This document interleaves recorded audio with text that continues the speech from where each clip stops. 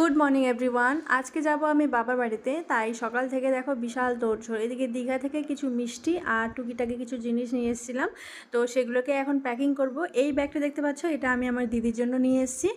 আর এই যে olive green কালারের ব্যাগটা নিয়ে এসেছি আমি আমার মাসির জন্য। আর যে হোয়াইট কালারের ব্যাগটা দেখতে পাচ্ছ, এটা নিয়ে এসেছি আমি আমার মায়ের জন্য। তো তিনজনের জন্য তিনটা ব্যাগ। আর বাকি যেসব পেন্সিল বক্স তোমরা দেখতে পাচ্ছ, এগুলো হচ্ছে আমার ওয়ান অ্যান্ড অনলি ভাগনার জন্য নিয়ে এসেছি। তো সমস্ত জিনিসগুলোকে প্যাকিং করে নিয়েছি, দেন বাড়ি থেকে বেরিয়েও গেছি। আর এখানে আমি একটা পেস্ট্রির দোকানে দাঁড়িয়েছিলাম একটা কেক নেওয়ার জন্য। অ্যাকচুয়ালি আমার ভাইয়ের বার্থডে ছিল, তো বার্থডেটা যদিও পেরিয়ে গেছে, তবুও একটা কেক নিয়ে গেলাম ওর জন্য, ওর ভালো লাগবে। তো চলে এসেছি আমি এসেছি বাসে। আর মিবু এখানে ভীষণ বিরক্ত করছিল, সেজন্য আমি আর বাসে কোনো ভিডিও করতে পারিনি।